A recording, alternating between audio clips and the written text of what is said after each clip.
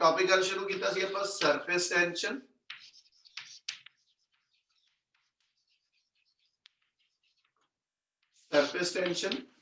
और surface tension च जिहड़ा टॉपिक आपां एक्सप्लेन करना वो हैगा अपने कोल molecular theory of surface tension.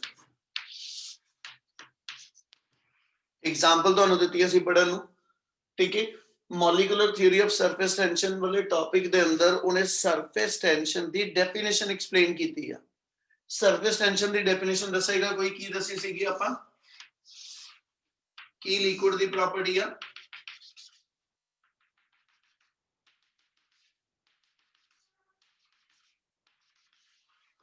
तुहानूं पुछया सारिਆਂ ਨੂੰ सरफेस टेंशन दी कोई जना डेफिनेशन दसेगा।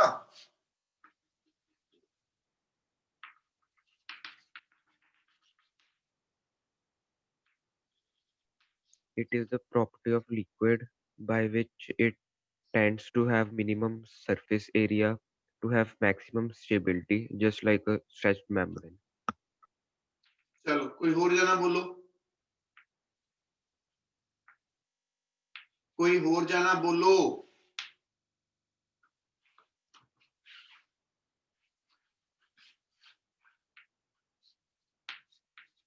जे नहीं बोल सकते तो मैं क्लास बंद कर देना।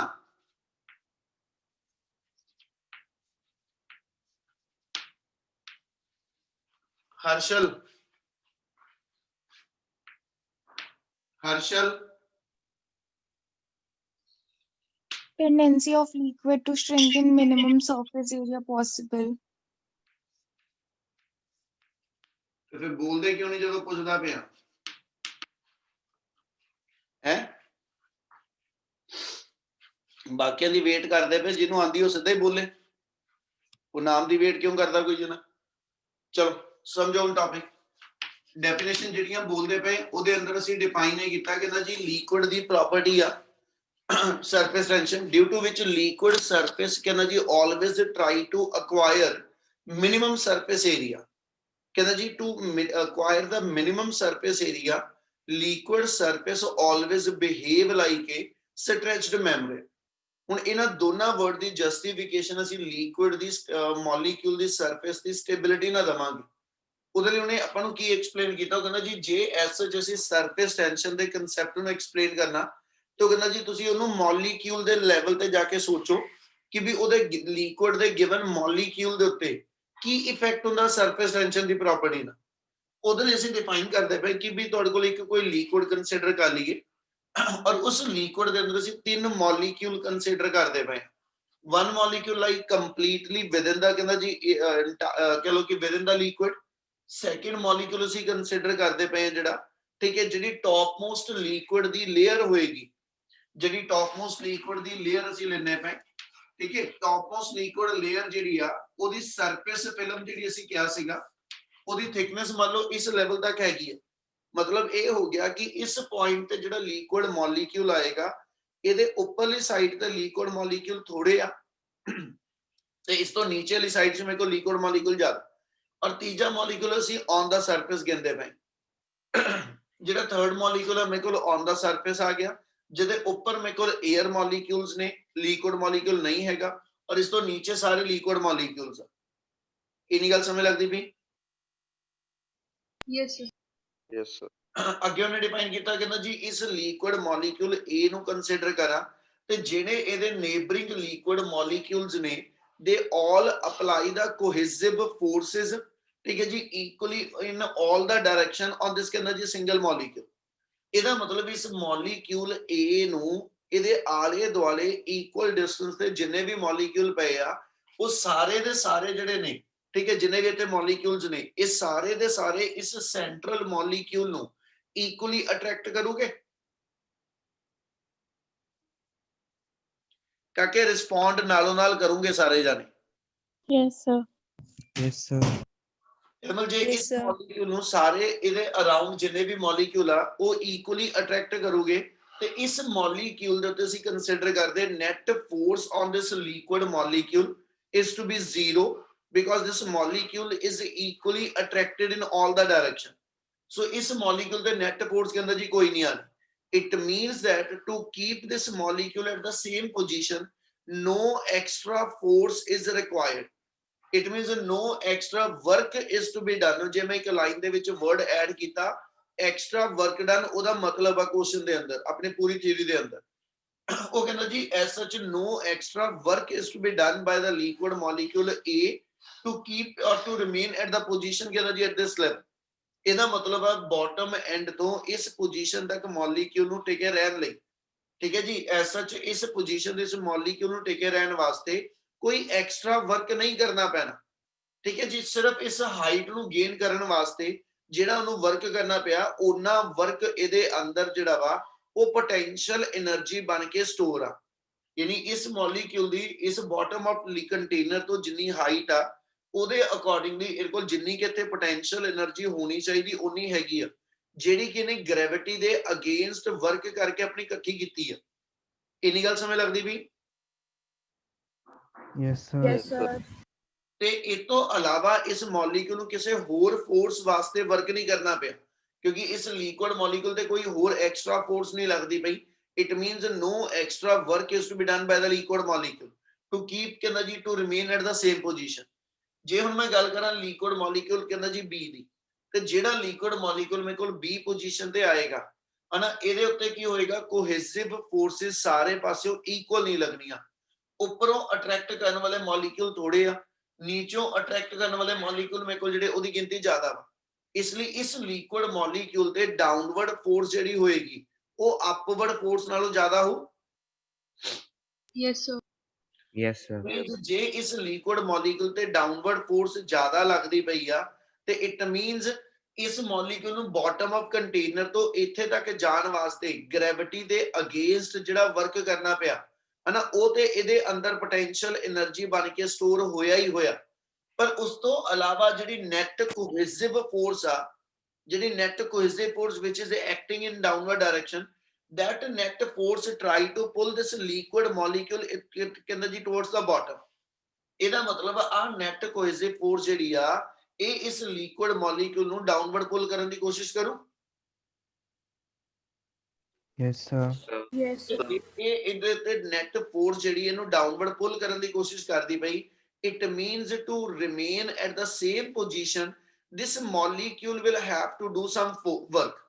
ਇਹਦਾ ਮਤਲਬ ਇਹ ਹੋ ਗਿਆ ਇਹ ਜਿਹੜੀ ਫੋਰਸ ਲਿਕੁਇਡ ਇਸ ਵੇਲੇ ਥੱਲੇ ਨੂੰ ਲਗਾਉਂਦਾ ਪਿਆ ਇਸ ਮੋਲੀਕਿਊਲ ਨੂੰ ਇਹਦੀ ਇਸ ਪੋਜੀਸ਼ਨ ਤੋਂ ਡਾਊਨਵਰਡ ਪੁੱਲ ਕਰਦਾ ਪਿਆ, ਤੇ ਜੇ ਇਹ ਮੋਲੀਕਿਊਲ ਆਪਣੇ ਆਪ ਨੂੰ ਇੱਥੇ ਸਸਪੈਂਡ ਕਰਦਾ ਪਿਆ, ਆਪਣੇ ਆਪ ਨੂੰ ਇੱਥੇ ਟਿਕਾ ਕੇ ਰੱਖਦਾ ਪਿਆ, ਤੇ it means this molecule will have to do some extra work by applying some extra force against the ਕਹਿੰਦਾ ਜੀ ਕੋਹੇਸਿਵ force.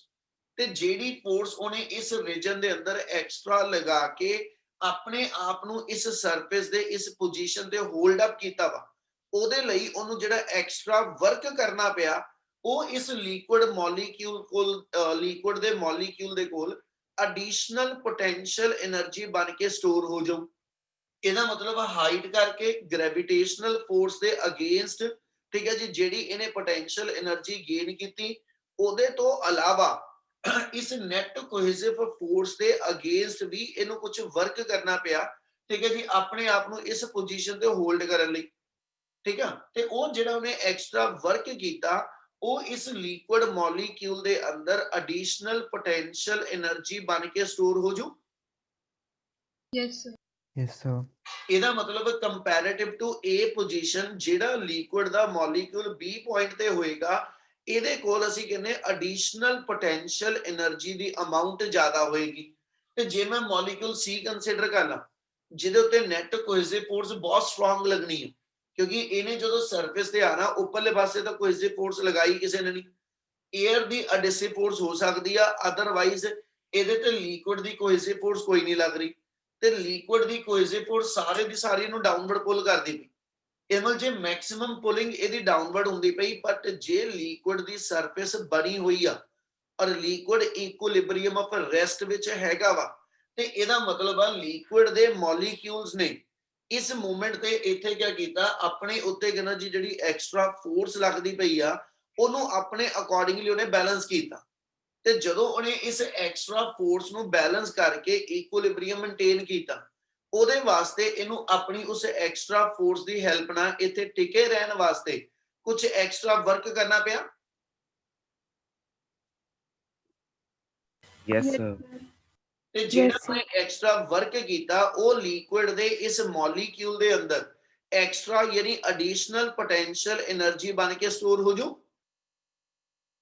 Yes, sir.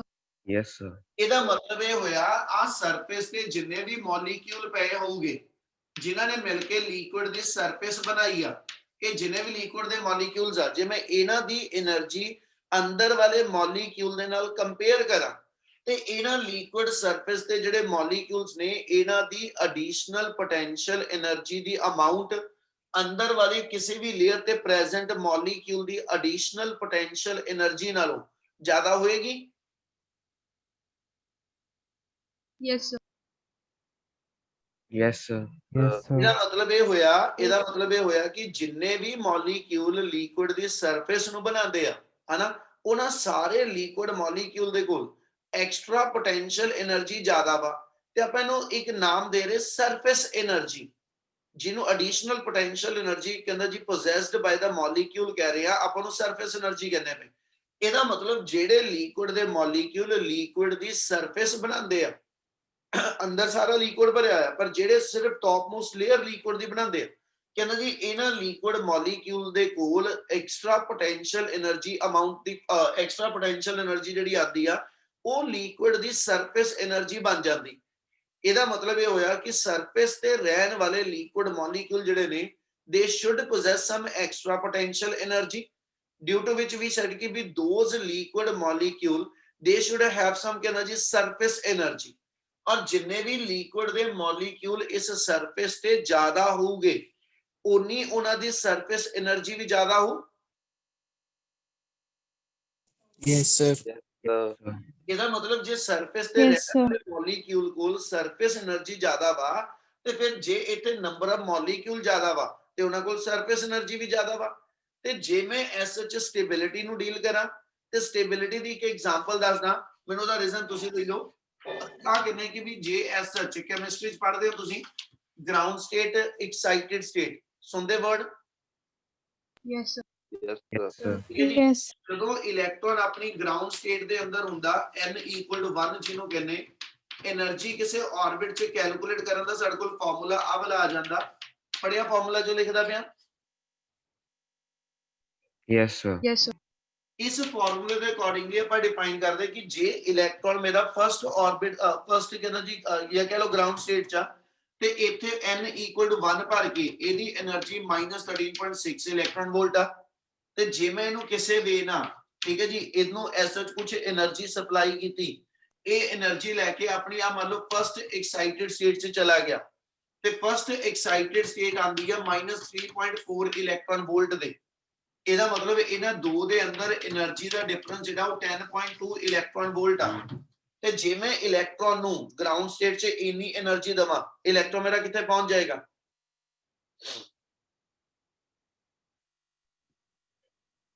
Excited state. First excited state 'ਚ ਆ ਗਿਆ ਤੇ ਕਿਆ ਇਲੈਕਟ੍ਰੋਨ ਆਪਣੇ ਐਕਸਾਈਟਿਡ ਸਟੇਟ 'ਚ ਟਿਕਿਆ ਰਹਿੰਦਾ? No, sir. No, No, sir. sir. है ना? Within 10 raised to power -8 second, within 10 raised to power -8 second ਉਹ ਇਲੈਕਟ੍ਰੋਨ ਵਾਪਸ ਗਰਾਊਂਡ ਸਟੇਟ 'ਚ ਆਂਦਾ। ਕਿਉਂ ਆਂਦਾ ਜੀ?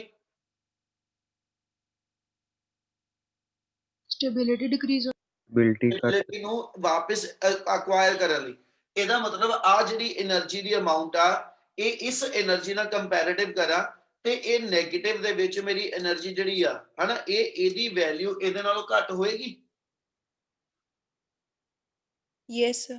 ਇਹਦਾ ਮਤਲਬ ਇਹ ਹੋਇਆ ਕਿ ਇਲੈਕਟ੍ਰੋਨ ਆਪਣੇ ਆਪ ਨੂੰ ਜਾਂ ਕੋਈ ਵੀ ਪਾਰਟੀਕਲ ਆਪਣੇ ਆਪ ਨੂੰ ਹਮੇਸ਼ਾ ਲੋ એનર્ਜੀ ਸਟੇਟ 'ਚ ਰੱਖਣਾ ਚਾਹੇਗਾ। ਹੁਣ ਇਹੀ ਵਰਡ ਆਪਾਂ ਇੱਥੇ ਵੀ ਅਪਲਾਈ ਕਰਦੇ ਆ। ਜਦੋਂ ਲਿਕੁਇਡ ਦੇ ਮੋਲੀਕਿਊਲ ਮਿਲ ਕੇ ਲਿਕੁਇਡ ਦੀ ਸਰਫੇਸ ਬਣਾਉਂਦੇ ਆ ਤੇ ਸਰਫੇਸ ਨੂੰ ਬਣਾਉਣ ਵਾਸਤੇ ਕੀ ਹੁੰਦਾ ਕਿ ਵੀ ਉਹਨਾਂ ਸਾਰੇ ਮੋਲੀਕਿਊਲ ਨੂੰ ਕੁਝ ਐਕਸਟਰਾ ਵਰਕ ਕਰਨਾ ਪਿਆ, ਜਿਨ੍ਹਾਂ ਨੇ ਸਰਫੇਸ ਤੇ ਜਾ ਕੇ ਰਹਿਣਾ ਵਾ। ਤੇ ਉਹ ਐਕਸਟਰਾ ਵਰਕ ਜਦੋਂ ਕਰਦੇ ਆ ਤੇ ਉਹਨਾਂ ਕੋਲ ਐਕਸਟਰਾ એનર્ਜੀ ਆ ਗਈ। ਐਕਸਟਰਾ એનર્ਜੀ ਦਾ ਮਤਲਬ ਹੋ ਗਿਆ ਸਰਫੇਸ ਬਣਾਉਣ ਵਾਲੇ ਮੋਲੀਕਿਊਲ ਦੇ ਕੋਲ ਸਰਫੇਸ એનર્ਜੀ ਜ਼ਿਆਦਾ ਹੋ ਗਈ ਤੇ ਜਿੰਨੀ એનર્ਜੀ ਜ਼ਿਆਦਾ ਹੁੰਦੀ ਓਨੀ ਸਟੇਬਿਲਿਟੀ ਘਟਦੀ ਆ।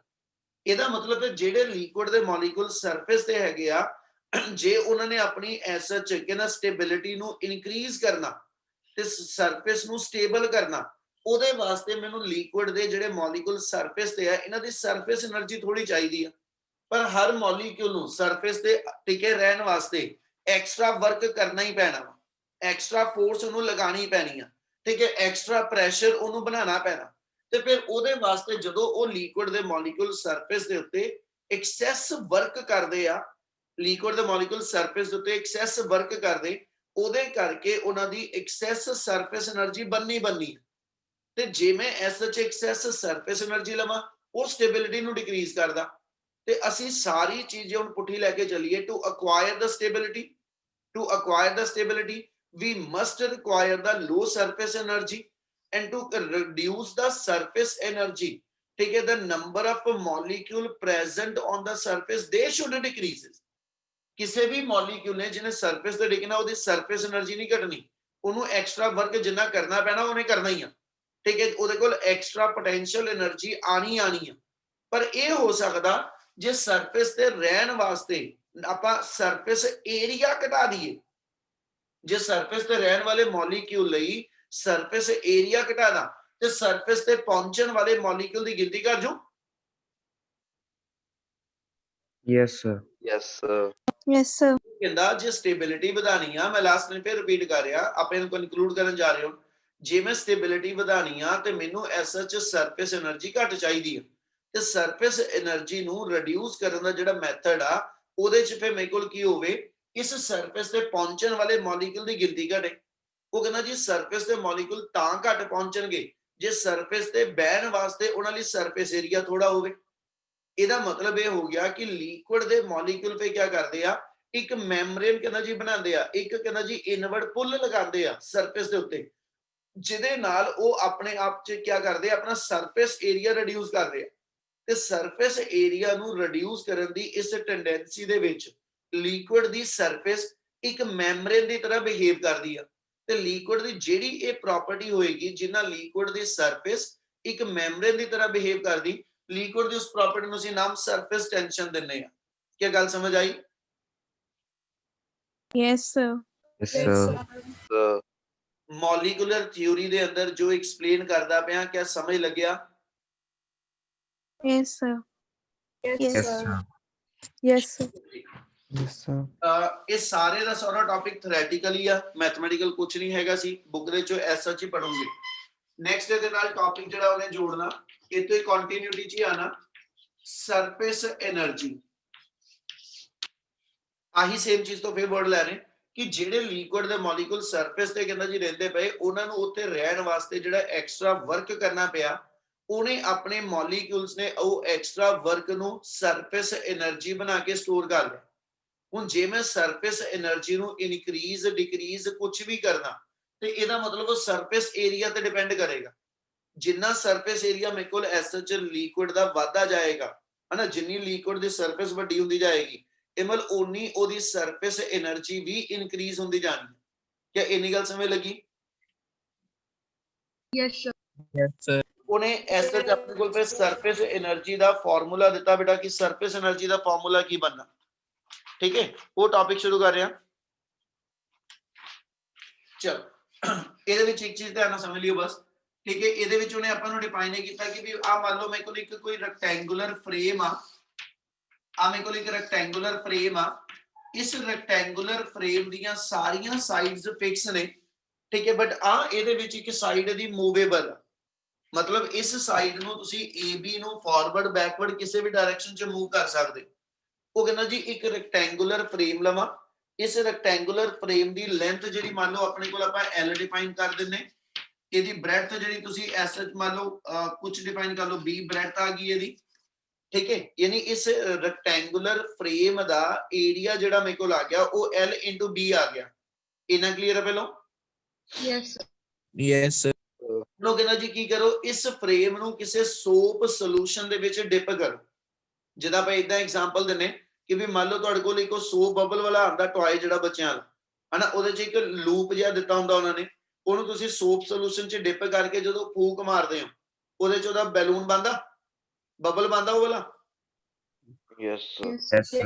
ਸੇਮ ਉਹੀ ਚੀਜ਼ ਲੈ Yes, ਰਿਹਾ sir. ਸੇਮ ਉਹੀ ਚੀਜ਼ ਲੈ ਰਿਹਾ ਆ ਮੇਰੇ ਕੋਲ ਇੱਕ ਮੇਰਾ ਰੈਕਟੈਂਗੂਲਰ ਫਰੇਮ ਆ ਤੇ ਥੱਲੇ ਮੇਰੇ ਕੋਲ ਪਾਣੀ ਦੀ ਬਾਲਟੀ ਭਰੀ ਵੀ ਸਾਬਣ ਉਹਦੇ ਚ ਪਾ ਕੇ ਸੋਪ ਸੋਲੂਸ਼ਨ ਪਾਇਆ ਹੋਇਆ ਮੈਂ ਉਹਦੇ ਚ ਇਸ ਫਰੇਮ ਨੂੰ ਡਿਪ ਕੀਤਾ ਤੇ ਡਿਪ ਕਰਕੇ ਜਦੋਂ ਬਾਹਰ ਕੱਢੂੰਗਾ ਤੇ ਇਸ ਪੋਰਸ਼ਨ ਦੇ ਅੰਦਰ ਸੋਪ ਫਿਲਮ ਬਣ ਜੂ Yes, sir. Yes, sir. ਤੇ ਜੇ ਇਸ ਰੀਜਨ ਦੇ ਅੰਦਰ ਮੇਰੀ ਸੋਪ ਫਿਲਮ ਬਣ ਗਈ ਤੇ ਅਸੀਂ ਕਹਿੰਦੇ ਸੋਪ ਫਿਲਮ ਦੀ ਆਪਣੇ ਆਪ ਚ ਜਿਹੜੀ ਸਰਫੇਸ ਟੈਂਸ਼ਨ ਹੋਏਗੀ ਜੇ ਫਿਲਮ ਬਣੀ ਆ ਤੇ ਇਹਦਾ ਮਤਲਬ ਇੱਕ ਮੈਮਬ੍ਰੇਨ ਦੀ ਤਰ੍ਹਾਂ ਬਿਹੇਵ ਕਰਦੀ ਪਈ ਤੇ ਜਿਹੜੀ ਉਹ ਮੈਮਬ੍ਰੇਨ ਹੈਗੀ ਉਹਦੇ ਚ ਇਨਵਰਡ ਪੁੱਲ ਲੱਗਦੀ ਪਈ ਆ ਸਰਫੇਸ ਟੈਂਸ਼ਨ ਕਰਕੇ ਇਹਦਾ ਮਤਲਬ ਸਰਫੇਸ ਟੈਂਸ਼ਨ ਜਿਹੜੀ ਕਿ ਟੈਂਜੈਂਸ਼ੀਅਲ ਫੋਰਸ ਆ ਉਹਦੇ ਕਰਕੇ ਕੀ ਹੋਏਗਾ ਸਾਰੇ ਪਾਸਿਓਂ ਇਸ ਸਰਫੇਸ ਦੇ ਉੱਤੇ ਜਿਹੜੀ ਫੋਰਸ ਐਕਟ ਕਰੇਗੀ ਜਿਹੜੀ ਇਹਨੂੰ ਇਨਵਰਡ ਪੁੱਲ ਕਰਨ ਦੀ ਕੋਸ਼ਿਸ਼ ਕਰੂ ਤਾਂ ਕਿ ਸਰਫੇਸ ਏਰੀਆ ਇਹਦਾ ਘਟਾਉਣ ਦੀ ਕੋਸ਼ਿਸ਼ ਕਰੂ Yes, sir. Sir. ਬੇਟੇ ਗੱਲ ਸਮਝ ਲੱਗਦੀ ਵੀ ਸਾਰਿਆਂ ਨੂੰ Yes, sir.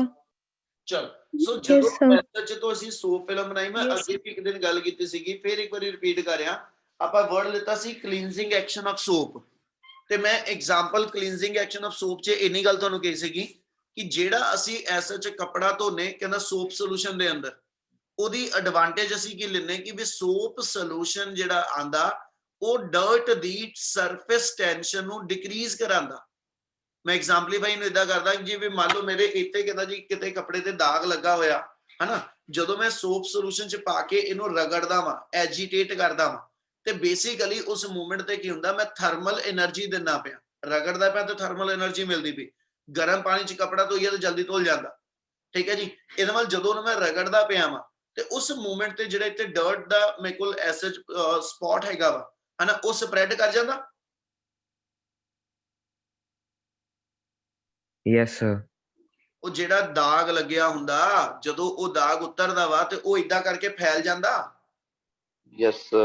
Yes, ਤੇ sir. ਜਦੋਂ ਉਹ ਫੈਲਦਾ ਨਾ ਤੇ ਮੁੜ ਕੇ ਅਸੀਂ ਕਹਿੰਦੇ ਦਾਗ ਹਲਕਾ ਪੈ ਗਿਆ ਤੇ ਬੇਸਿਕਲੀ ਉਸ ਮੂਵਮੈਂਟ ਤੇ ਹੋਇਆ ਕੀ ਆ ਕਿ ਜਿਹੜਾ ਉਹ ਡਰਟ ਪਾਰਟੀਕਲ ਜਾਂ ਜਿਹੜਾ ਮੇਰੇ ਕੋਲ ਆਇਲ ਦਾ ਸਟੇਨ ਹੈਗਾ ਉਹ ਵਾਲਾ ਹਨਾ ਉਹਨੇ ਮੇਰੇ ਐਸਐਚ ਇਸ ਕਲੌਥ ਦੇ ਫਾਈਬਰ ਦੇ ਨਾਲ ਜਿਹੜੇ ਮੋਲੀਕਿਊਲਸ ਨੇ ਉਹਦੇ ਨਾਲ ਉਹਨੇ ਆਪਣੀ ਇੱਕ ਅਟਰੈਕਟਿਵ ਫੋਰਸ ਬਣਾਈ ਹੋਈ ਹੈ ਤੇ ਜਦੋਂ ਮੈਂ ਰਗੜਦਾ ਪਿਆ ਜਦੋਂ ਮੈਂ ਐਜੀਟੇਟ ਕਰਦਾ ਪਿਆ ਜਦੋਂ ਮੈਂ ਸੋਪ ਸੋਲੂਸ਼ਨ ਯੂਜ਼ ਕਰਦਾ ਪਿਆ ਤੇ ਬੇਸਿਕਲੀ ਜਿਹੜੀ ਉਹਨੇ ਆਪਣੀ ਇੱਕ ਗ੍ਰਿਪ ਬਣਾਈ ਆ ਇੱਕ ਮਿਨੀਮਮ ਏਰੀਆ ਉਹਨੇ ਬਣਾਇਆ ਇਹਦਾ ਮਤਲਬ ਉਹਨੇ ਆਪਣੀ ਸਰਫੇਸ ਟੈਂਸ਼ਨ ਦੇ ਨਾਲ ਜਿਹੜੀ ਇੱਥੇ ਡਰਟ ਨੂੰ ਸਪੌਟ ਨੂੰ ਇੱਥੇ ਡਿਵੈਲਪ ਕੀਤਾ ਜਦੋਂ ਮੈਂ ਰਗੜਦਾ ਪਿਆ ਤੇ ਮੈਂ ਹੀਟ એનર્ਜੀ ਦੇ ਕੇ ਇੱਕ ਤਰ੍ਹਾਂ ਉਹਨੂੰ ਠੀਕ ਹੈ ਜੀ ਉਸ ਸਪੌਟ ਨੂੰ ਸਪਰੈਡ ਕਰਾ ਰਿਹਾ ਤੇ ਜਦੋਂ ਸਪਰੈਡ ਕਰ ਰਿਹਾ ਤੇ ਇੱਕ ਤਰ੍ਹਾਂ ਉਹਦੀ ਗ੍ਰਿਪ ਜਿਹੜੀ ਸੀਗੀ ਉਹ ਵੀਕ ਹੁੰਦੀ ਜਾਊਗੀ Yes, sir. Yes, sir. ਜਿਹੜੀ ਉਹ ਡਰਟ Yes. ਸਟੇਨ ਦੀ ਗ੍ਰਿਪ ਵੀਕ ਹੁੰਦੀ ਪਈ ਨਾ ਇਹਦਾ ਮਤਲਬ ਆ ਅਸੀਂ ਉਹਦੀ ਸਰਫੇਸ ਟੈਂਸ਼ਨ ਨੂੰ ਘਟਾਣੇ ਪਏ ਇਹਦਾ ਮਤਲਬ ਜੇ ਤੁਹਾਡੇ ਲਿਕੁਇਡ ਦਾ ਸਰਫੇਸ ਏਰੀਆ ਡਿਕਰੀਜ਼ ਕਰਦਾ ਤੇ ਉਹਦੀ ਸਰਫੇਸ ਟੈਂਸ਼ਨ ਵੱਧਦੀ ਆ ਠੀਕ ਹੈ ਨਾ ਕਿਉਂਕਿ ਜਿੰਨਾ ਡਿਕਰੀਜ਼ ਕਰੋਗੇ ਮਤਲਬ ਗ੍ਰਿਪ ਉਨੀ ਸਟਰੋਂਗਰ ਆ ਉਨੀ ਇਨਵਰਡ ਪੁੱਲ ਜ਼ਿਆਦਾ ਲੱਗੇਗੀ ਤੇ ਜਿੰਨੀ ਇਨਵਰਡ ਪੁੱਲ ਜ਼ਿਆਦਾ ਉਹ ਇਹਨੂੰ ਇਕੱਠਾ ਕਰਨਾ ਚਾਹੂਗੀ ਆਪਣੀ ਸਰਫੇਸ ਨੂੰ ਸਟੇਬਲ ਕਰਨਾ ਚਾਹੂਗੀ ਤੇ ਉਸ ਸਟੇਬਿਲਿਟੀ ਨੂੰ ਗੇਨ ਕਰਨ ਵਾਸਤੇ ਸਰਫੇਸ ਏਰੀਆ ਘਟਾਉਣ ਨੂੰ ਫਿਰਦੀ ਜਿਹਦੇ ਕਰਕੇ ਉਹਨੂੰ ਅੰਦਰ ਨੂੰ ਪੁੱਲ ਕਰਦੀ ਆ ਤੇ ਜੇ ਉਹ ਅੰਦਰ ਨੂੰ ਪੁੱਲ ਕਰਦੀ ਪਈ ਐਂਡ ਉਸ ਇਨਸਟੈਂਟ ਤੇ ਮੈਂ ਇਹਦੇ ਉੱਤੇ ਕੁਝ ਐਕਸਟਰਾ ਫੋਰਸ ਲਗਾ ਕੇ ਜੇ ਇਹਨੂੰ ਮੈਂ ਆਊਟਵਰਡ ਪੁੱਲ ਕਰਾਂ ਜਿੰਨਾ ਇਹਨੂੰ ਇਨਵਰਡ ਪੁੱਲ ਲੱਗਦੀ ਪਈ ਜੇ ਮੈਂ ਮਿਨੀਮਮ ਉਹਦੇ ਬਰਾਬਰ ਦੀ ਫੋਰਸ ਇੱਥੇ ਆਊਟਵਰਡ ਲਗਾ ਕੇ ਇਹਦੀ ਪੋਜੀਸ਼ਨ ਨੂੰ ਇੱਥੋਂ ਸਟ੍ਰੈਚ ਕਰਾਂ ਯਾਨੀ A ਨੂੰ A' ਤੇ B ਨੂੰ B' ਵਾਲੀ ਪੋਜੀਸ਼ਨ ਤੇ ਲੈ ਕੇ ਜਾਵਾਂ some extra work has to be done Yes, sir.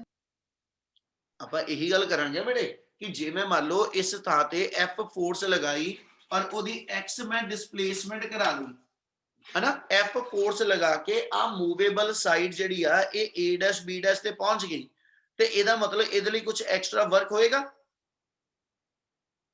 Yes, sir. Yes, ਤੇ sir. ਜੇ ਐਕਸਟਰਾ ਵਰਕ ਹੋਏਗਾ ਉਹ ਐਕਸਟਰਾ ਵਰਕ ਜਿਹੜਾ ਨਵੀਂ ਏਰੀਆ ਬਣ ਗਿਆ A' B' D ਤੇ C ਜਿਹੜਾ ਆ ਨਵਾਂ ਸਰਫੇਸ ਫਿਲਮ ਦਾ ਏਰੀਆ ਆ ਜਾਊਗਾ ਇਹਦੇ ਲਈ ਜਿਹੜਾ ਐਕਸਟਰਾ ਵਰਕ ਹੋਏਗਾ ਉਹ ਇਸ ਲਿਕੁਇਡ ਦੀ ਸਰਫੇਸ ਜਿਹੜੀ ਸੋਪ ਫਿਲਮ ਬਣੀ ਆ ਇਸ ਸੋਪ ਫਿਲਮ ਦੇ ਅੰਦਰ ਇਹਦੀ ਐਕਸਟਰਾ ਸਰਫੇਸ એનર્ਜੀ ਬਣ ਕੇ ਸਟੋਰ ਹੋਊਗੀ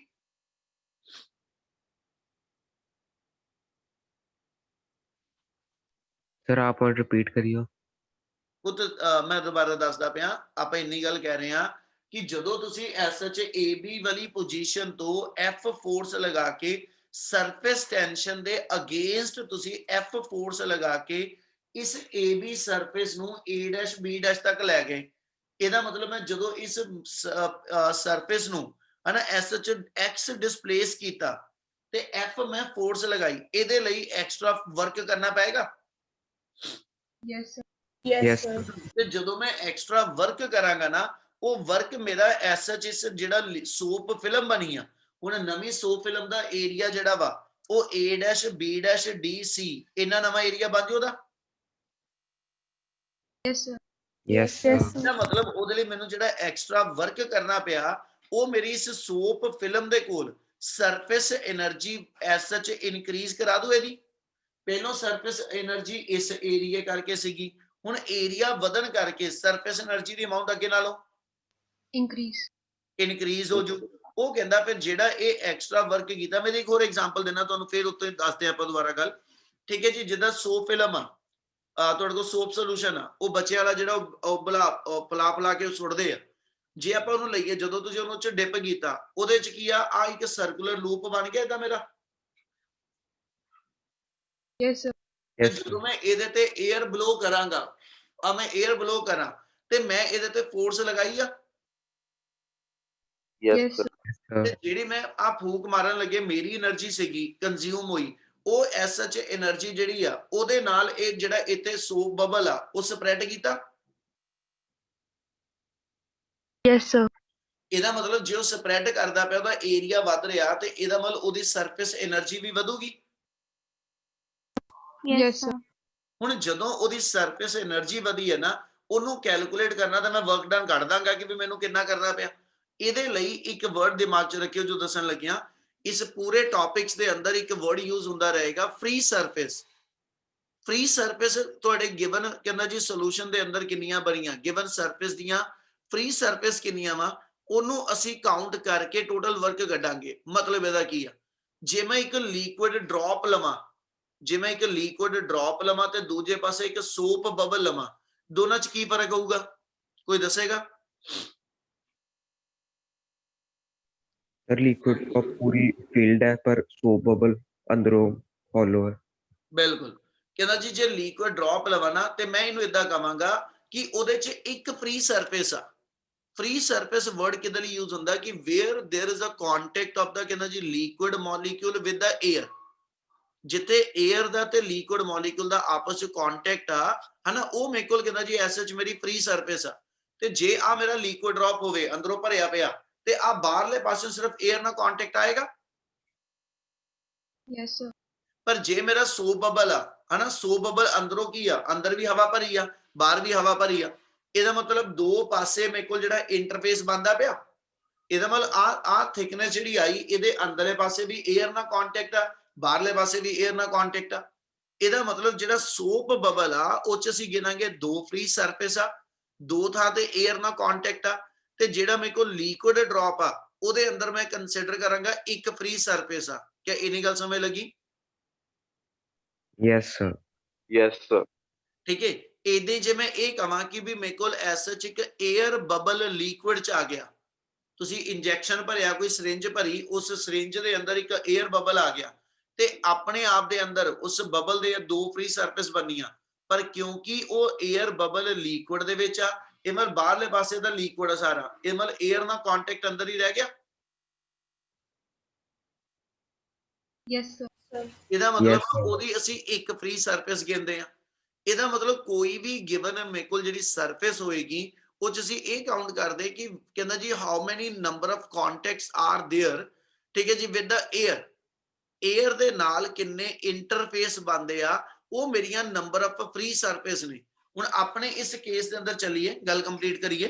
ਕਹਿੰਦਾ ਜੀ ਇੱਥੇ ਜਦੋਂ ਮੈਂ ਐਫ ਫੋਰਸ ਲਗਾਈ ਔਰ ਸੋਪ ਫਿਲਮ ਮੇਰੀ ਸਪਰੈਡ ਕੀਤੀ ਆ, ਤੇ ਅਸੀਂ ਕਹਿੰਦੇ ਜੀ ਇਹ ਉਹੀ ਸੇਮ ਚੀਜ਼ ਆ ਕਿ ਜਦੋਂ ਤੁਸੀਂ 에ਅਰ ਬਲੋ ਕੀਤੀ ਤੇ 에ਅਰ ਬਲੋ ਕਰਕੇ ਤੁਸੀਂ ਉਹ ਬਬਲ ਨੂੰ ਫੈਲਾਤਾ।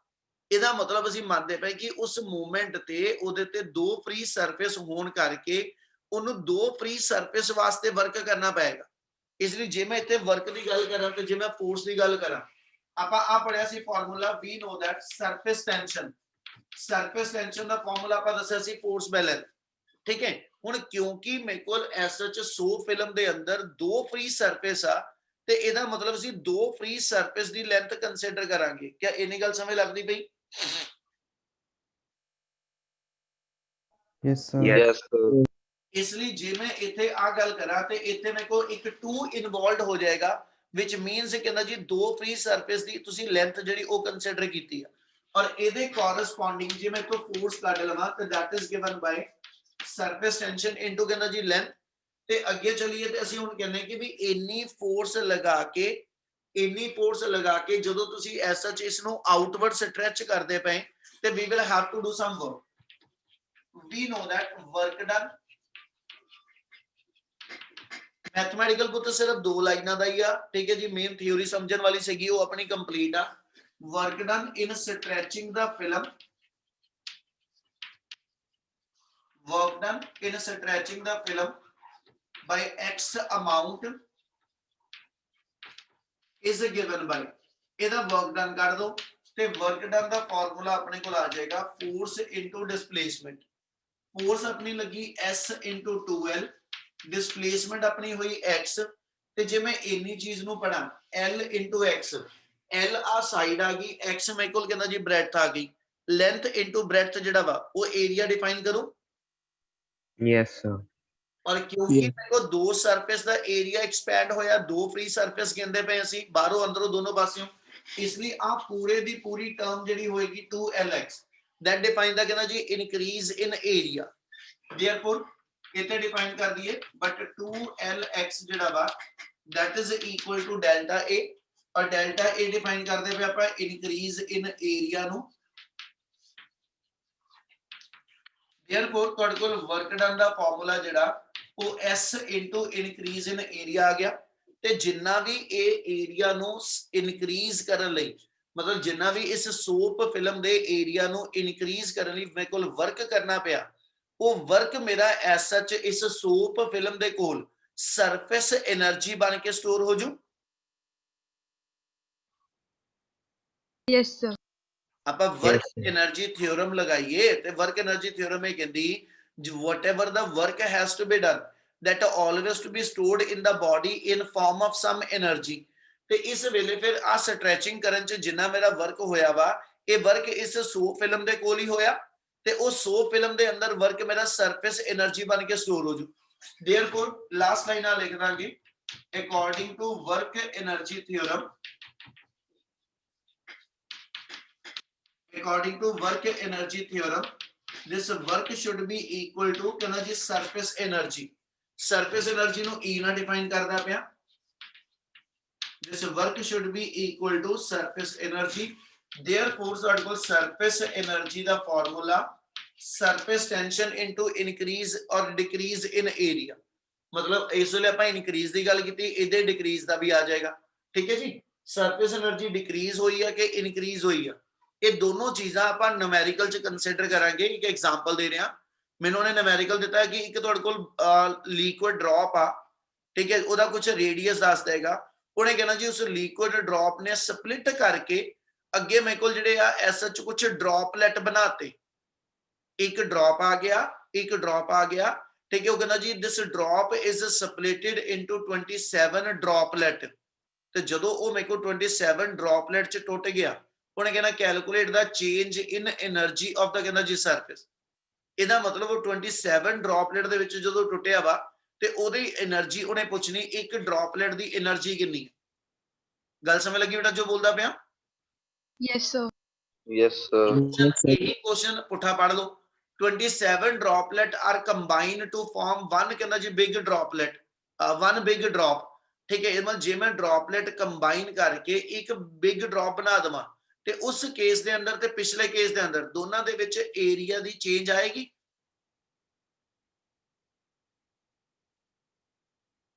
Yes, sir. Yes, sir. ਇਹਦੇ ਨਾਲ ਜੇ ਉਹਦੇ ਵਿੱਚ ਏਰੀਆ ਦੀ ਚੇਂਜ ਆਏਗੀ ਤੇ ਏਰੀਆ ਦੀ change when multiply by the surface tension it always give the value for ਕਹਿੰਦਾ ਜੀ ਸਰਫੇਸ એનર્ਜੀ।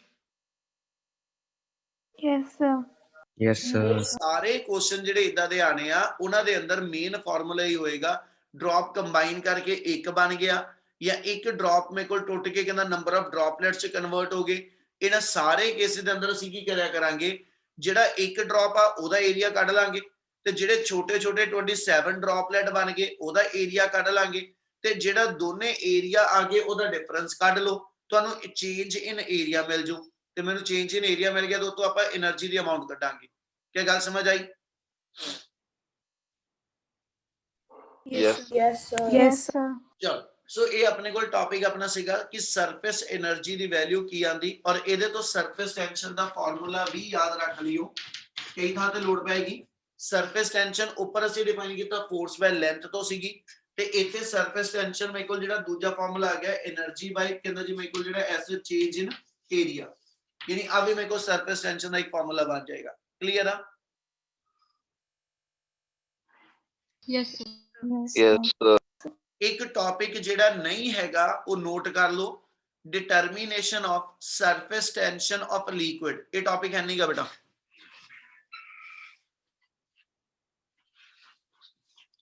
ਕੋਈ ਨਿਆਣੇ ਹੋ ਹੋਲਡ ਕਰਿਓ ਜ਼ਰਾ। ਚੇਂਜ ਇਨ ਏਰੀਆ ਪੋਜ਼ਿਟਿਵ ਨੈਗੇਟਿਵ ਦੋਨੋਂ ਹੀ ਆਣੇ ਬੇਟਾ।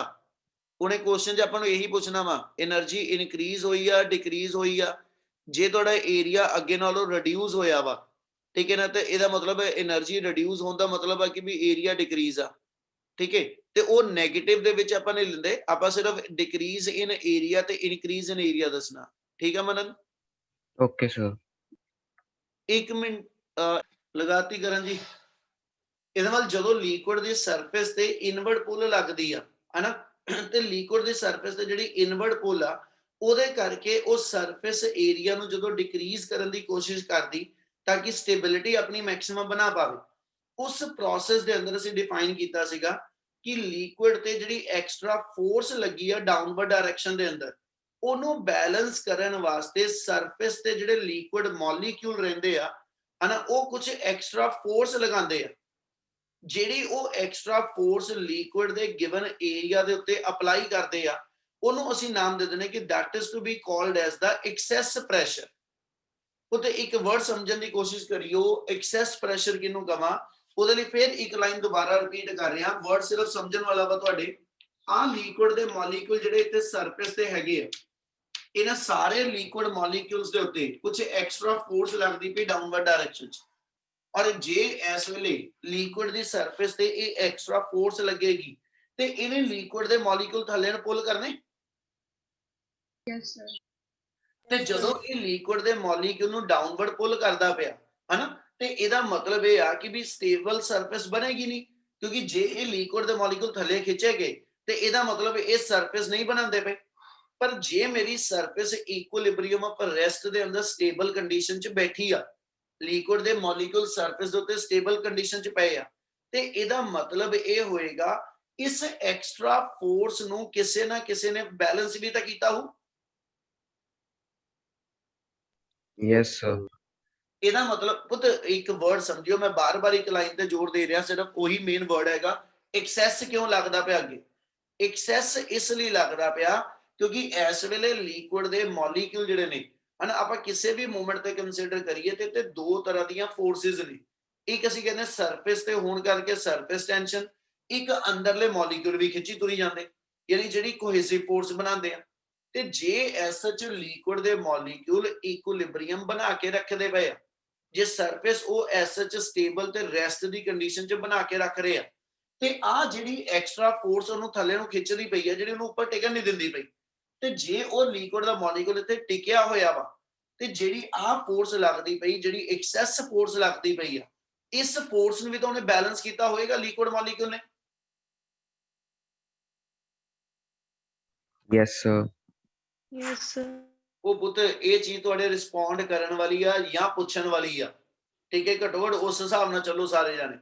ਜਿਹੜੇ ਫਿਰ ਇੱਥੇ ਆ ਐਕਸਟਰਾ ਫੋਰਸ ਲੱਗੀ ਆ, ਇਹ ਜੇ ਡਾਊਨਵਰਡ ਪੁੱਲ ਲਗਾ ਰਹੀ ਸੀ, ਬਟ ਇਹਦੇ ਬਾਵਜੂਦ ਜੇ ਲਿਕੁਇਡ ਦਾ ਮੋਲੀਕਿਊਲ ਸਰਫੇਸ ਤੇ ਟਿਕਿਆ ਹੋਇਆ ਵਾ, ਠੀਕ ਹੈ, ਉਹ ਰੈਸਟ ਦੀ ਸਟੇਟ 'ਚ ਆ, ਤੇ ਇਹਦਾ ਮਤਲਬ ਇਹ ਹੋਇਆ ਨਿਊਟਨ ਦਾ ਸੈਕਿੰਡ ਲਾਅ ਲਗਾਵਾਂ ਤੇ ਉਹ ਇਹ ਕਹਿੰਦਾ ਜਦੋਂ ਐਸਐਚ ਮੋਲੀਕਿਊਲ ਰੈਸਟ ਵਿੱਚ ਆ ਹਨਾ, ਇਹਦੇ ਮਤਲਬ ਉੱਤੇ ਨੈਟ ਫੋਰਸ 0 ਆ, ਤੇ ਆ ਮੈਨੂੰ ਫੋਰਸ ਦਿਖਦੀ ਪਈ ਮੋਲੀਕਿਊਲ ਤੇ ਲੱਗ ਰਹੀ, ਤੇ ਜੇ ਇਹ ਫੋਰਸ ਲੱਗਦੀ ਆ ਫਿਰ ਤਾਂ ਐਕਸਲਰੇਸ਼ਨ ਆਣੀ ਚਾਹੀਦੀ ਸੀ ਇਸ ਮੋਲੀਕਿਊਲ 'ਚ, ਪਰ ਜੇ ਐਕਸਲਰੇਸ਼ਨ ਨਹੀਂ ਆ ਰਹੀ ਤੇ ਜ਼ਰੂਰ ਇਸ ਫੋਰਸ ਨੂੰ ਵੀ ਇਸ ਲਿਕੁਇਡ ਦੇ ਮੋਲੀਕਿਊਲ ਨੇ ਬੈਲੈਂਸ ਕੀਤਾ ਹੋਊਗਾ। Yes, sir. Yes, sir. Yes, sir. Yes. Liquid ਦੇ ਮੋਲੀਕਿਊਲ ਨੇ, ਜਿਹੜੀ ਲਿਕੁਇਡ ਦੇ ਮੋਲੀਕਿਊਲ ਨੇ ਐਸ ਸੱਚ ਕਹਿੰਦਾ ਜੀ ਇਸ ਫੋਰਸ ਨੂੰ ਬੈਲੈਂਸ ਕਰਨ ਵਾਸਤੇ ਐਕਸਟਰਾ ਫੋਰਸ ਆਪਣੀ ਗਿਵਨ ਸਰਫੇਸ ਦੇ ਉੱਤੇ ਲਗਾਈ। ਆ ਮੰਨ ਲਓ ਦਾ ਸਾਈਜ਼ ਹੋਵੇ ਤੇ ਜਿਹੜੀ ਫੋਰਸ ਫਿਰ ਉਹਨੇ ਐਸ ਸੱਚ ਐਕਸਟਰਾ ਫੋਰਸ ਆਪਣੇ ਇਸ ਗਿਵਨ ਏਰੀਆ ਦੇ ਉੱਤੇ ਅਪਲਾਈ ਕੀਤੀ ਆਪਣੇ ਆਪ ਨੂੰ ਇਸੇ ਥਾਂ ਤੇ ਟਿਕਾ ਕੇ ਰੱਖਣ ਵਾਸਤੇ, ਉਸ ਫੋਰਸ ਨੂੰ ਜਦੋਂ ਮੈਂ ਗਿਵਨ ਏਰੀਆ ਤੇ ਕੰਸੀਡਰ ਕਰਾਂਗਾ ਤੇ that term is to be called as the excess pressure. Yes, sir. ਇਹਦਾ ਮਤਲਬ ਜਿਹੜਾ ਇਹ ਜਦੋਂ ਤੁਸੀਂ ਬੁੱਕ ਦੇ ਵਿੱਚੋਂ ਥਿਉਰੀ ਪੜੋਗੇ ਨਾ, ਇਹ ਵਰਡ ਦਿਮਾਗ 'ਚ ਰੱਖੇ ਹੋਊਗੇ ਤੇ ਤੁਹਾਨੂੰ ਥਿਉਰੀ ਸਮਝਣੀ ਸੌਖੀ ਹੋਏਗੀ। ਠੀਕ ਹੈ, ਹੁਣ ਇਹੀ ਚੀਜ਼ ਨੂੰ ਆਪਾਂ ਐਸਐਚ ਕਿਦਾਂ ਲੈਣ ਲੱਗੇ ਆ ਕਿ ਵੀ ਜੇ ਮੇਰੇ ਕੋਲ ਕੋਈ ਸਰਫੇਸ ਗਿਵਨ ਆ, ਉਹ ਕਹਿੰਦਾ ਜੀ ਜਿਹੜਾ ਐਕਸੈਸ ਪ੍ਰੈਸ਼ਰ ਆ ਹਨਾ, ਇਹਦੀ ਮੇਰੇ ਕੋਲ ਐਸਐਚ ਡਾਇਰੈਕਸ਼ਨ ਕੀ ਹੋਏਗੀ। ਉਹ ਕਹਿੰਦਾ depending upon the shape of the liquid surface, depending upon the shape of the liquid surface. ਠੀਕ ਹੈ ਜੀ, excess pressure should be acting in different direction. For example, ਉਹ ਕਹਿੰਦਾ ਜੇ ਤੁਹਾਡੇ ਕੋਲ ਕੋਈ ਸਰਫੇਸ ਜਿਹੜੀ ਹੈਗੀ ਆ ਉਹ ਫਲੈਟ ਸਰਫੇਸ ਆ, ਮਤਲਬ ਤੁਸੀਂ ਆ ਕਿਸੇ ਪਾਈਪ ਦੇ ਅੰਦਰ ਕਿਸੇ ਬਿਊਰਟ ਦੇ ਅੰਦਰ ਮੈਂ ਕੋਈ ਲਿਕੁਇਡ ਫਿਲ ਕੀਤਾ, ਆ ਕੋਈ ਟੈਸਟ ਟਿਊਬ ਆ ਗਈ, ਇਹ ਚ ਲਿਕੁਇਡ ਫਿਲ ਕੀਤਾ ਔਰ ਇਹਦੇ ਅੰਦਰ ਲਿਕੁਇਡ ਦੀ ਸਰਫੇਸ ਜਿਹੜੀ ਆ ਸਾਰਾ ਐਂਟਾਇਰ ਲਿਕੁਇਡ ਆ ਗਿਆ ਔਰ ਇਹਦੇ ਅੰਦਰ ਜਿਹੜੀ ਲਿਕੁਇਡ ਦੀ ਸਰਫੇਸ ਆ ਉਹ ਲਿਕੁਇਡ ਦੀ ਸਰਫੇਸ ਇੱਕ ਫਲੈਟ ਸਰਫੇਸ ਆ। ਉਹ ਕਹਿੰਦਾ ਫਲੈਟ ਸਰਫੇਸ ਤੇ ਜਿਹੜੇ ਲਿਕੁਇਡ ਦੇ ਮੋਲੀਕਿਊਲਸ ਨੇ ਹਨਾ, ਇਹਨਾਂ ਤੇ ਸਰਫੇਸ ਟੈਂਸ਼ਨ ਦੀ ਫੋਰਸ ਜਿਹੜੀ ਆ ਉਹ ਸਾਰੇ ਪਾਸੇ ਮੇਰੇ ਕੋਲ ਇਕੁਅਲ ਐਕਟ ਕਰੇਗੀ। ਇਸ ਲਈ ਇਸ ਮੋਲੀਕਿਊਲ ਦੇ ਉੱਤੇ ਸਾਰੇ ਪਾਸਿਓਂ ਬੈਲੈਂਸ ਫੋਰਸ ਜਦੋਂ ਲੱਗੀ, ਠੀਕ ਹੈ, ਤੇ ਇਹ ਐਸਾ ਚ ਇੱਕ ਦੂਜੇ ਨਾਲ ਜਦੋਂ ਬੈਲੈਂਸ ਹੋ ਗਈ ਤੇ ਨੈਟ ਫੋਰਸ ਇਸ ਲਿਕੁਇਡ ਮੋਲੀਕਿਊਲ ਤੇ ਜ਼ੀਰੋ ਆ। ਤੇ ਜੇ ਇਸ ਮੋਲੀਕਿਊਲ ਤੇ ਨੈਟ ਫੋਰਸ ਜ਼ੀਰੋ ਆ ਤੇ ਇਹਦਾ ਮਤਲਬ ਇਸ ਮੋਲੀਕਿਊਲ ਤੇ ਐਕਸੈਸ ਪ੍ਰੈਸ਼ਰ ਜਿਹੜਾ ਵਾ, ਕਿਉਂਕਿ ਪ੍ਰੈਸ਼ਰ ਮੇਰਾ ਫੋਰਸ ਬਾਈ ਏਰੀਆ ਤੋਂ ਬਣਨਾ, ਤੇ ਜੇ ਆ ਮੇਰੀ ਨੈਟ ਫੋਰਸ ਮੋਲੀਕਿਊਲ ਤੇ ਜ਼ੀਰੋ ਆ ਤੇ ਇਹਦੇ ਉੱਤੇ ਨੈਟ ਪ੍ਰੈਸ਼ਰ ਵੀ ਜ਼ੀਰੋ ਹੋਏਗਾ। Yes. ਤੇ ਉਹ ਕਹਿੰਦਾ ਇਹਦਾ ਮਤਲਬ ਜਿਹਨੂੰ ਆਪਾਂ ਨੈਟ ਪ੍ਰੈਸ਼ਰ ਕਵਾਂਗੇ ਉਹਦੀ ਥਾਂ ਤੇ ਆਪਾਂ ਵਰਡ ਐਕਸੈਸ ਪ੍ਰੈਸ਼ਰ ਲਵਾਂਗੇ। ਇਹਦਾ ਮਤਲਬ ਜਿਹੜਾ ਐਕਸੈਸ ਪ੍ਰੈਸ਼ਰ ਆ, ਜੇ ਫਲੈਟ ਸਰਫੇਸ ਆ ਤੇ ਫਲੈਟ ਸਰਫੇਸ ਤੇ ਐਕਸੈਸ ਪ੍ਰੈਸ਼ਰ ਜ਼ੀਰੋ ਆ। ਇਹਦਾ ਮਤਲਬ ਨਾ ਤਾਂ 에ਅਰ ਵਾਲੀ ਸਾਈਡ ਤੋਂ ਨਾ ਲਿਕੁਇਡ ਵਾਲੀ ਸਾਈਡ ਤੋਂ ਇੱਥੇ ਪ੍ਰੈਜ਼ੈਂਟ ਮੋਲੀਕਿਊਲ ਤੇ ਕੋਈ ਐਕਸੈਸ ਪ੍ਰੈਸ਼ਰ ਨਹੀਂ ਬਿਲਡ ਅਪ ਹੋ ਰਿਹਾ। ਪਰ ਇਹਦੀ ਥਾਂ ਤੇ ਜੇ ਮੇਰੀ ਲਿਕੁਇਡ ਦੀ ਸਰਫੇਸ ਜਿਹੜੀ ਆ, ਜੇ ਮੇਰੀ ਲਿਕੁਇਡ ਦੀ ਸਰਫੇਸ ਕਿਸੇ ਕੰਟੇਨਰ ਦੇ ਅੰਦਰ ਕਨਵੈਕਸ ਮਨਿਸਕਸ ਬਣਾਉਂਦੀ ਪਈ ਆ, ਆਪਾਂ 에ਅਰ ਵਾਲੀ ਸਾਈਡ ਤੋਂ ਮਨਿਸਕਸ ਦੀ ਸ਼ੇਪ ਬੋਲਦੇ ਪਏ, ਜੇ 에ਅਰ ਵਾਲੀ ਸਾਈਡ ਦੇ ਅਕੋਰਡਿੰਗਲੀ ਇਹ ਕਨਵੈਕਸ ਮਨਿਸਕਸ ਬਣਾ ਰਹੀ ਆ ਜਾਂ ਮੇਰੇ ਕੋਲ ਐਸ ਸੱਚ ਕਹਿੰਦਾ ਜੀ ਇਹ ਕਨਕੇਵ ਮਨਿਸਕਸ ਬਣਾਉਂਦੀ ਪਈ ਆ, ਠੀਕ ਹੈ, ਇਹਦੇ ਅੰਦਰ ਮੇਰੇ ਕੋਲ ਜਿਹੜਾ ਲਿਕੁਇਡ ਆ ਉਹ ਪ੍ਰੈਜ਼ੈਂਟ ਆ। ਇਹਦੀ ਆ ਸਾਰੀ ਥਾਂ ਤੇ ਮੇਰੇ ਕੋਲ ਜਿਹੜਾ ਲਿਕੁਇਡ ਆ ਕਹਿੰਦਾ ਜੀ ਉਹ ਪ੍ਰੈਜ਼ੈਂਟ ਆ। ਤੇ ਜੇ ਪੁੱਤ ਹੁਣ ਮੈਂ ਇਹਨਾਂ ਸ਼ੇਪ ਦੇ ਅਕੋਰਡਿੰਗਲੀ ਬੋਲਾਂ ਤੇ ਆਪਾਂ ਡਿਫਾਈਨ ਕਰਦੇ ਜਦੋਂ ਤੁਸੀਂ ਕੈਮਿਸਟਰੀ ਦੇ ਵਿੱਚ ਐਕਸਪੈਰੀਮੈਂਟ ਕਰੋਗੇ, ਹੁਣ ਤਾਂ ਚਲੋ ਕੀਤੇ ਨਹੀਂ, ਐਸਿਡ ਬੇਸ ਟਾਈਟ੍ਰੇਸ਼ਨ ਵਾਲੇ ਐਕਸਪੈਰੀਮੈਂਟ ਕਰੀਦੇ ਅਸੀਂ। ਉਹ ਚ ਅਸੀਂ ਇੱਕ ਬਿਰਡ ਦੇ ਅੰਦਰ ਐਸਿਡ ਕਹਿੰਦਾ ਜੀ ਲਿਕੁਇਡ ਫਿਲ ਕਰ ਲਿਆ ਤੇ ਥੱਲੇ ਇੱਕ ਟਾਈਟ੍ਰੇਸ਼ਨ ਫਲਾਸਕ ਦੇ ਵਿੱਚ ਲਿਕੁਇਡ ਲੈ ਲਿਆ, ਇਹਨਾਂ ਦੋਨਾਂ ਦੀ ਮਿਕਸਿੰਗ ਕਰਨੀ ਹੁੰਦੀ ਡ੍ਰੌਪ ਬਾਈ ਡ੍ਰੌਪ। ਜਦੋਂ ਐਕਸਪੈਰੀਮੈਂਟ ਕਰਦੇ ਨਾ ਉਹਦੇ ਚ ਇੱਕ ਪ੍ਰੀਕਾਸ਼ਨ ਆਉਂਦੀ ਆ ਕਿ ਵੀ ਜਦੋਂ ਵੀ ਤੁਸੀਂ ਐਸਐਚ ਲਿਕੁਇਡ ਦਾ ਲੈਵਲ ਪੜਨਾ ਟਿਊਬ ਦੇ ਵਿੱਚੋਂ, ਜਿਹੜੀ ਲੌਂਗ ਟਿਊਬ ਹੋਏਗੀ ਜਿਹਨੂੰ ਬਿਰਡ ਕਹਿੰਦੇ ਆ, ਇਹਦੇ ਵਿੱਚ ਜਿਹੜਾ ਲਿਕੁਇਡ ਭਰਿਆ ਇਹਦੀ ਰੀਡਿੰਗ ਜਦੋਂ ਪੜਨੀ ਹੈ ਨਾ, ਉਹ ਚ ਇੱਕ ਲਾਈਨ ਅਸੀਂ ਲਿਖਦੇ always read down ਦਾ ਕਹਿੰਦਾ ਜੀ reading from the lower edge of a meniscus। ਆ ਜਿਹੜਾ meniscus ਯਾਨੀ ਜਿਹੜੀ ਸਰਫੇਸ ਬਣਦੀ ਆ, ਰੀਡਿੰਗ ਕਦੀ ਵੀ ਇਸ ਥਾਂ ਤੋਂ ਨਹੀਂ ਪੜੀ ਜਾਂਦੀ, ਰੀਡਿੰਗ ਕਦੀ ਇਹਦੇ ਇਸ ਐਜ ਤੋਂ ਨਹੀਂ ਪੜੀ ਜਾਂਦੀ, ਰੀਡਿੰਗ ਹਮੇਸ਼ਾ ਜਿਹੜਾ meniscus ਦਾ ਲੋਅਰ ਐਜ ਹੁੰਦਾ ਇਹ ਤੋਂ ਪੜਦੇ ਆ। ਇਹਦਾ ਮਤਲਬ ਇਹ meniscus ਫਲੈਟ ਨਹੀਂ ਹੈਗਾ, ਇਹ ਮੇਰੇ ਕੋਲ ਕਨਕੇਵ meniscus ਆ, ਠੀਕ ਹੈ। ਜਦੋਂ ਇਹ ਮੇਰਾ ਕਨਕੇਵ meniscus ਆ, ਜਿੱਦਾਂ ਵਾਟਰ ਹੋਵੇ, ਠੀਕ ਹੈ, ਵਾਟਰ ਮੇਰੇ ਕੋਲ ਐਸ ਸੱਚ ਕਹਿੰਦਾ ਜੀ ਕਨਕੇਵ meniscus ਬਣਾ ਲੈਂਦਾ। ਪਰ ਜੇ ਮੇਰੇ ਕੋਲ ਮਰਕਰੀ ਹੋਵੇ, ਮੈਂ ਕਿਸੇ ਟੈਸਟ ਟਿਊਬ ਦੇ ਵਿੱਚ ਮਰਕਰੀ ਫਿਲ ਕੀਤੀ ਹੋਵੇ ਤੇ ਮਰਕਰੀ ਮੇਰਾ ਕਨਵੈਕਸ meniscus ਬਣਾਉਂਦੀ ਹੈ। ਇਹਦਾ ਮਤਲਬ depending upon the liquid, depending upon the liquid we have the different type of ਕਹਿੰਦਾ ਜੀ surface of the liquid। ਮੇਰੇ ਕੋਲ ਲਿਕੁਇਡ ਸਰਫੇਸ ਫਲੈਟ ਹੋ ਸਕਦੀ ਆ, ਠੀਕ ਹੈ, ਜੇ ਪਿਓਰ ਵਾਟਰ ਆ ਜਿੱਦਾਂ, ਠੀਕ ਹੈ, ਜੇ ਮੇਰੇ ਕੋਲ ਇੰਪਿਉਰਿਟੀਜ਼ ਨੇ ਤੇ ਉਹ ਕਨਕੇਵ meniscus ਹੋ ਸਕਦਾ, ਮਰਕਰੀ ਫਿਲ ਕੀਤੀ ਆ ਉਹਦਾ ਕਨਵੈਕਸ meniscus ਹੋ ਸਕਦਾ। ਕਿਆ ਇੰਨੀ ਗੱਲ ਸਮਝ ਲੱਗਦੀ ਪਈ? Yes, Yes, sir. sir. Yes, sir. Depending upon the shape of meniscus, meniscus the shape ਦੇ ਅਕੋਰਡਿੰਗਲੀ ਹੋਏਗਾ ਕਿ ਜਿਹੜਾ ਆ ਲਿਕੁਇਡ ਦਾ ਮੋਲੀਕੂਲ ਜਿਹਦਾ ਇੱਥੇ ਸਰਫੇਸ ਤੇ ਪਿਆ ਤੇ ਇਸ ਲਿਕੁਇਡ ਮੋਲੀਕੂਲ ਤੇ ਜਿਹੜੀ ਸਰਫੇਸ ਟੈਂਸ਼ਨ ਦੀ ਫੋਰਸ ਲੱਗਣੀ ਆ ਤੇ ਆਪਾਂ ਕਿਹਾ ਸੀ ਸਰਫੇਸ ਟੈਂਸ਼ਨ ਅਲੋਂਗ ਦਾ ਟੈਂਜੈਂਟ ਲਾਈ ਕਰਦੀ ਤੇ ਇਸ ਮੋਲੀਕੂਲ ਤੇ ਜੇ ਮੈਂ ਫੋਰਸ ਲਗਾਵਾਂ ਅਲੋਂਗ ਦਾ ਟੈਂਜੈਂਟ ਉਹ ਕੁਝ ਇਸ ਵੇ ਨਾ ਅਪਲਾਈ ਹੋ ਇਨ ਆਲ ਦਾ ਡਾਇਰੈਕਸ਼ਨ Yes, sir. ਤੇ ਜੇ ਮੈਂ ਇਸ ਇਨਕਲਾਈਨਡ ਫੋਰਸ ਨੂੰ ਸਪਲਿਟ ਕਰ ਦਵਾਂ ਹੌਰੀਜ਼ੌਂਟਲ ਤੇ ਵਰਟੀਕਲ ਡਾਇਰੈਕਸ਼ਨ ਦੇ ਅੰਦਰ ਹੌਰੀਜ਼ੌਂਟਲ ਤੇ ਵਰਟੀਕਲ ਡਾਇਰੈਕਸ਼ਨ ਦੇ ਅੰਦਰ ਤੇ ਹੋਏਗਾ ਕਿ ਆ ਜਿਹੜੀਆਂ ਮੇਰੀਆਂ ਫੋਰਸਿਸ S ਤੇ S ਡੈਸ਼ ਆ ਗਈਆਂ ਜਦੋਂ ਸੇਮ ਮੋਲੀਕੂਲ ਤੇ ਲਾਈ ਕਰਦੀਆਂ ਸੇਮ ਲਿਕੁਇਡ ਦੇ ਵੱਲੋਂ ਹੋਏਗੀਆਂ ਤੇ ਇਹਦਾ ਮਤਲਬ S ਤੇ S ਡੈਸ਼ ਮੇਰੇ ਸੇਮ ਆ ਇਹਨੂੰ ਰਿਜ਼ੋਲਵ ਕਰਕੇ ਇਹਨਾਂ ਦੋਨਾਂ ਦੇ ਜਿਹੜੇ ਹੌਰੀਜ਼ੌਂਟਲ ਕੰਪੋਨੈਂਟ ਆ ਉਹ ਕੈਨਸਲ ਹੋ ਜਾਣੇ ਤੇ ਜਿਹੜੇ ਦੋਨਾਂ ਦੇ ਵਰਟੀਕਲ ਕੰਪੋਨੈਂਟ ਆ ਸੇਮ ਡਾਇਰੈਕਸ਼ਨ 'ਚ ਐਡ ਹੋ ਜਾਣੇ ਇਹਦਾ ਮਤਲਬ ਇਸ ਲਿਕੁਇਡ ਦੇ ਮੋਲੀਕਿਊਲ ਤੇ ਜਿਹੜਾ ਕਨਵੈਕਸ ਮਨਿਸਕਸ ਤੇ ਪਿਆ ਵਾ ਇਸ ਲਿਕੁਇਡ ਦੇ ਮੋਲੀਕਿਊਲ ਤੇ ਡਾਊਨਵਰਡ ਪੁੱਲ ਲੱਗਦੀ ਪਈ Yes, sir. ਜੇ ਇਸ ਲਿਕੁਇਡ ਮੋਲੀਕਿਊਲ ਤੇ ਡਾਊਨਵਰਡ ਪੁੱਲ ਲੱਗਦੀ ਪਈ ਆ ਓਏ ਸੁਸਤ ਨਾ ਹੋਵੋ 5 ਮਿੰਟ ਦਾ ਕੰਮ ਆ ਇੱਥੇ ਇੱਕ ਵਾਰੀ ਚੰਗੀ ਤਰ੍ਹਾਂ ਕਰੋ ਜੇ ਇਸ ਲਿਕੁਇਡ ਮੋਲੀਕਿਊਲ ਤੇ ਡਾਊਨਵਰਡ ਪੁੱਲ ਲੱਗਦੀ ਤੇ ਇਸ ਡਾਊਨਵਰਡ ਪੁੱਲ ਦੇ ਕਰਕੇ ਆ ਸਰਫੇਸ ਤੇ ਜਿਹੜਾ ਪ੍ਰੈਜ਼ੈਂਟ ਮੋਲੀਕਿਊਲ ਆ ਉਹਨੂੰ ਇਹਨੇ ਥੱਲੇ ਲੈ ਕੇ ਜਾਣਾ Yes, sir.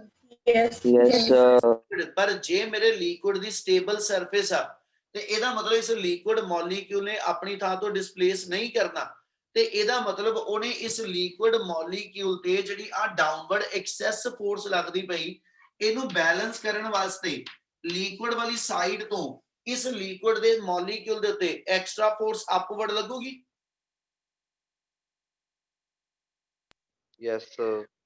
ਔਰ ਜਿਹੜੀ ਐਕਸੈਸ ਫੋਰਸ ਮੇਰੀ ਅਪਵਰਡ ਡਾਇਰੈਕਸ਼ਨ 'ਚ ਲੱਗੇਗੀ ਉਹ ਐਸਐਚ ਇਸ ਫੋਰਸ ਨੂੰ ਕਾਊਂਟਰ ਬੈਲੈਂਸ ਕਰੇਗੀ ਜਿਹਦੇ ਕਰਕੇ ਅਸੀਂ ਡਿਫਾਈਨ ਕਰ ਦਿੰਦੇ ਕਿ ਵੀ ਇਸ ਲਿਕੁਇਡ ਮੋਲੀਕਿਊਲ ਦੀ ਸਰਫੇਸ ਤੇ ਲਿਕੁਇਡ ਵਾਲੀ ਸਾਈਡ ਤੋਂ ਅਪਵਰਡ ਕਹਿੰਦਾ ਜੀ ਪ੍ਰੈਸ਼ਰ ਬਣਦਾ ਪਿਆ ਤੇ ਇਹਦਾ ਮਤਲਬ ਹੋ ਗਿਆ ਇਸ ਕੇਸ ਦੇ ਅੰਦਰ ਜਦੋਂ ਕਨਵੈਕਸ ਮਨਿਸਕਸ ਬਣਿਆ ਇਸ ਕੇਸ ਦੇ ਅੰਦਰ excess pressure should be acting from the liquid side in upward direction ਪਰ ਜੇ ਇਹਦੀ ਥਾਂ ਤੇ ਮਨਿਸਕਸ ਮੇਰੇ ਕੋਲ ਕਨਕੇਵ ਮਨਿਸਕਸ ਆ ਜੇ 에ਅਰ ਵਾਲੀ ਸਾਈਡ ਤੋਂ ਕਨਕੇਵ ਮਨਿਸਕਸ ਆ ਜੇ ਇੱਥੇ ਸਰਫੇਸ ਟੈਂਸ਼ਨ ਦੀ ਫੋਰਸ ਜਿਹੜੀ ਅਲੋਂਗ ਦਾ ਟੈਂਜੈਂਟ ਜਦੋਂ ਇਸ ਵੇ ਨਾਲ ਲੱਗੇਗੀ ਇਹਦੇ ਵੀ ਹੌਰੀਜ਼ੌਂਟਲ ਕੰਪੋਨੈਂਟ ਕੈਨਸਲ ਹੋ ਜਾਣੇ ਤੇ ਵਰਟੀਕਲ ਕੰਪੋਨੈਂਟ ਜਦੋਂ ਐਡ ਹੋਣੇ ਤੇ they will try to pull the liquid in upward direction Yes, sir.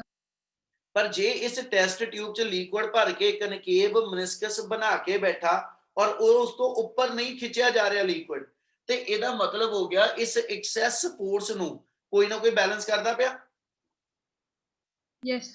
ਇਹਦਾ ਮਤਲਬ ਉਦੋਂ ਜਿਹੜੀ ਫੋਰਸ ਹੋਏਗੀ that should be acting towards the air side in a downward direction ਇਹਦਾ ਮਤਲਬ ਉਦੋਂ ਇਸ ਲਿਕੁਇਡ ਦੀ ਸਰਫੇਸ ਤੇ ਜਿਹੜਾ ਐਕਸੈਸ ਪ੍ਰੈਸ਼ਰ ਹੋਏਗਾ ਉਹ ਮੇਰੇ ਕੋ ਡਾਊਨਵਰਡ ਡਾਇਰੈਕਸ਼ਨ 'ਚ ਐਕਟ ਕਰੂਗਾ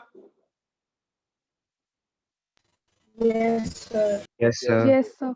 ਸੋ ਆ ਆਪਣੇ ਕੋ ਟੌਪਿਕ ਬਣਦਾ ਕਿ ਜਿਹੜੀ ਆਪਣਾ ਸ਼ੇਪ ਆਫ ਲਿਕੁਇਡ ਮਨਿਸਕਸ ਆ ਉਹਦੇ ਅਕੋਰਡਿੰਗਲੀ ਲਿਕੁਇਡ ਆਪਣੀ ਸਟੇਬਲ ਸਰਫੇਸ ਨੂੰ ਬਣਾਈ ਰੱਖਣ ਵਾਸਤੇ ਕੁਝ ਐਕਸੈਸ ਪ੍ਰੈਸ਼ਰ ਬਿਲਟ ਅਪ ਕਰਦਾ ਠੀਕ ਹੈ ਜੀ ਜਿਹਦੀ ਡਾਇਰੈਕਸ਼ਨ ਕਿੱਧਰ ਨੂੰ ਹੋਏਗੀ ਉਹ ਸ਼ੇਪ ਆਫ ਕਹਿੰਦਾ ਲਿਕੁਇਡ ਮਨਿਸਕਸ ਡਿਸਾਈਡ ਕਰਦਾ ਹੁਣ ਇਹਦੇ ਅਕੋਰਡਿੰਗਲੀ ਉਹਨੇ ਟੌਪਿਕ ਬਣਾਣਾ ਜੇ ਮੇਰੇ ਕੋਲ ਇੱਕ ਲਿਕੁਇਡ ਡ੍ਰੌਪ ਆ ਜਾਵੇ ਜੇ ਮੇਰੇ ਕੋਲ ਸੋਪ ਬਬਲ ਆ ਜਾਵੇ ਉਹਦਾ ਐਕਸੈਸ ਪ੍ਰੈਸ਼ਰ ਕਿੰਨਾ ਕਿੰਨਾ ਹੋਏਗਾ ਉਹਦੀ ਗੱਲ ਨੈਕਸਟ ਕਲਾਸ ਕਰਾਂਗਾ ਇੰਨਾ ਕਲੀਅਰ ਹੈ ਜੀ Yes, sir. Yes, sir. Yes, sir. ਚਲੋ ਕੱਲ ਤੁਹਾਡੀ ਕਲਾਸ ਹੈਗੀ ਆ ਮੈਂ ਟਾਈਮ ਇੱਕ ਵਾਰੀ ਗਰੁੱਪ 'ਚ ਪਾਵਾਂਗਾ